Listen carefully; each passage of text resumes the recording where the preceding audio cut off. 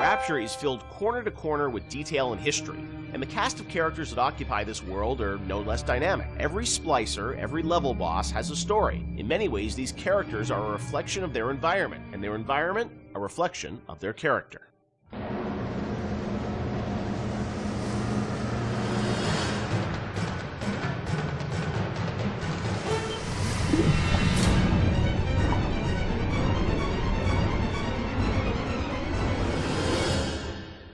Let's talk about some of the characters in BioShock. There's so many that fans love, and there are many Wikia pages about them. You know, one thing that I think a lot of fans may not realize is you were telling stories with these characters, you know, a decade ago. And technology today, as we saw in, you know, a game like Infinite, you can do amazing things with facial expressions and storytelling. Conveying that emotion that you did 10 years ago with limited technology was challenging. How hard was it back in the day to sort of, you know, convey story in engine? We had such a small team that, you know, we had to show Tenenbaum or Atlas. They were just splicer models, right? Yeah. Oh, really? Tenenbaum was Ladysmith, which is there's a reason that she's in shadow behind glass, and it's not to be dramatic. It's because we couldn't afford to build another. Really? Yeah. So just something as simple as that, like you couldn't afford to build a model. We didn't have the we didn't have the, we had a few character models in the game. There's the budget maybe at 8 the or 9 time to character build a new models. character Really? model, yeah. Wow. So we're like, oh, we'll put her in silhouette behind a light, and people think it's noir. And so much of it was driven by the voice performance, I feel like, too, because I mean, it was like a radio play in many ways still. Yeah, we had some really good actors, and I was able to spend a lot of time with them. And the fact that I could write the stuff, direct it, and then rewrite in the room, and the fact that we had actors who were, for whatever reason, you know, I wasn't even in the same room as them. I was on a speakerphone. Right. They were in a studio in New York or LA or something. I don't think I met any of them. Really? None of the actors in BioShock you ever met in person when you were making the game?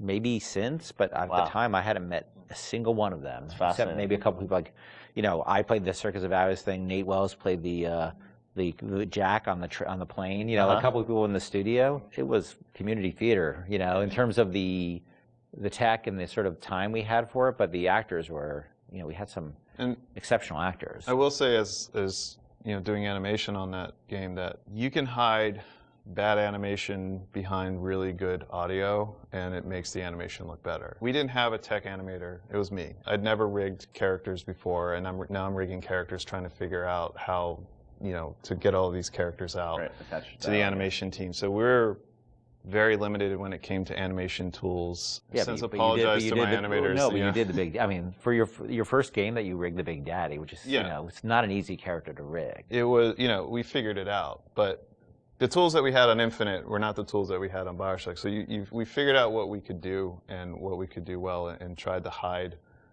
kind of, you know, put into the darkness the things that we knew we couldn't do very well. And having voice actors of that caliber that can bring those characters to life, you tend to fill in the blanks. So tell me, friend, which one of the bitches sent you? The KGB wolf or the CIA jackal? Here's the news. Rapture isn't some sunken ship for you to plunder. And Andrew Ryan isn't the giddy socialite who can be slapped around by government muscle. And you did get to revisit Rapture in the DLC for Infinite, and you know, with today's technology or technology from a few years ago, I'm sure it was liberating for you guys in some ways to be able to use that tech to bring the environment and also characters to life. What was that experience like for you guys to go back and sort of revisit Rapture?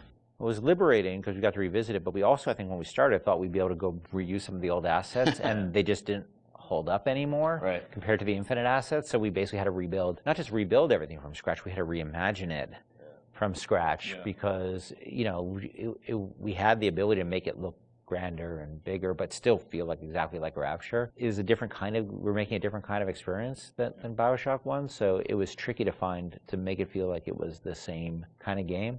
Because it wasn't, you know, the first one was sort of an action game, the second one was really a stealth game. You know, the Barrel Sea Part 2 was really a stealth game, and you're really telling the story of Elizabeth throughout those things. Yeah.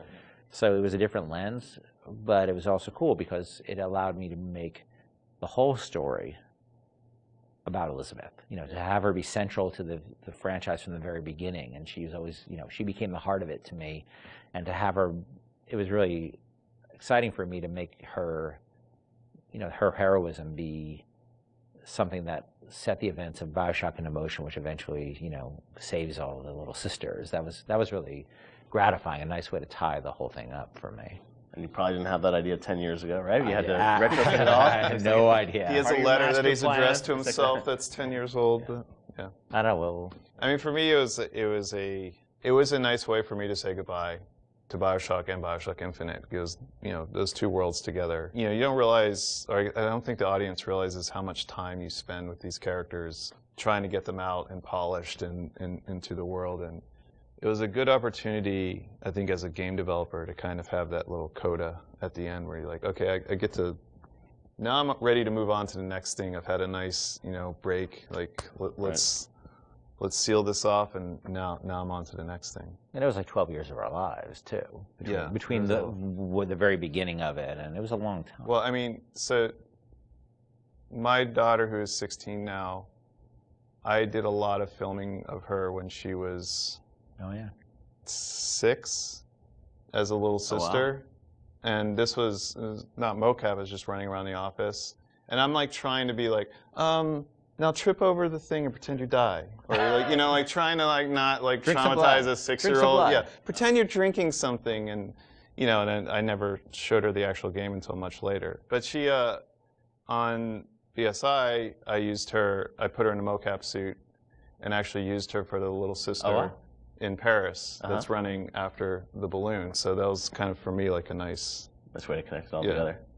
Were there any characters on the original game that you found hardest to write? I mean, you mentioned, like, you know, recasting Atlas, things like that, but was there a character that was the most challenging for you, Ken? Well, Atlas, because, you know, he was basically written completely twice. That was very, very tough. And I was very happy about the original character, and I thought I'd really done something great. And then we showed it to people, and they just hated it, and they didn't trust him. And if they didn't trust him, we were screwed.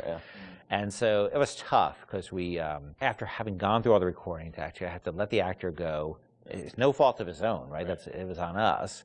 He had invested in it, tell him that it wasn't going to happen, and rewrite it from scratch. That was hard, and that was tough. And then after I finished it, I had a debate with somebody on the team who felt the accent was really, really phony. And we had an English person on the team, and he felt the accent was really phony. So at the last minute, we basically ended up doing a focus test in Ireland.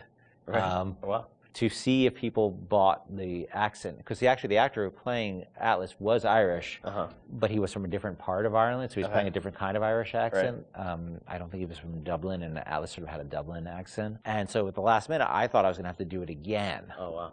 And fortunately, the focus test came back, and people loved it. I don't know how you survived that plane crash, but I've never been one to question Providence. I'm Atlas, and I aim to keep you alive. And a lot of the villains in the game felt like they were, you know, very much tied to certain levels, and this was, you know, you were still in an environment of levels with BioShock, right? It wasn't just a big open world. Did that all sort of get designed together? It's like, here's the best villain that's going to fit to this environment and this theme of, you know, this area? Some of them work better than others. I mean, I think obviously Steinman and especially Sandra Cohen really, I think, dominate in terms of the level boss. They are their levels. They are the levels, and some of the characters didn't hold up as well, I don't think, on the writing side. The fun thing about the characters at work, like Simon, where he had all those little displays with the scissors and the tech, you know, that was stuff the art team came up with to support that character. And obviously Sandra Cohen, in that level, you know, I had this idea for this character, and, you know, as this artist, and taking Andrew Ryan's thinking to the extreme, you know, through a lens of art, was really fun. They were really, I mean, in a lot of ways, they're sort of like more like Batman villains than they are like actual, you know, real world villains. That they all have a, you know, the Joker cares far more about the humor and the dark humor that he has, and the Riddler cares more about the riddles than he actually does about money. You know, like, the money, the crime is this afterthought. It's the philosophy. And so these characters have a lot in common with, and there's probably a lot of inspiration taken from sort of characters like the Joker in terms of like any of the characters in BioShock, because they were really driven by their ideology, but their ideology is a mask for their sense of selves, right? You know, this stuff is really, Cohen knows he's a hack, and he doesn't want to, you know, he can't admit that to himself, so he has to wrap himself in all this nonsense, because the last thing he could ever do is look in the mirror and say, I'm not much of an artist. No need to thank me for jamming the transmissions of those boors, Atlas and Ryan. Let them have their squabble.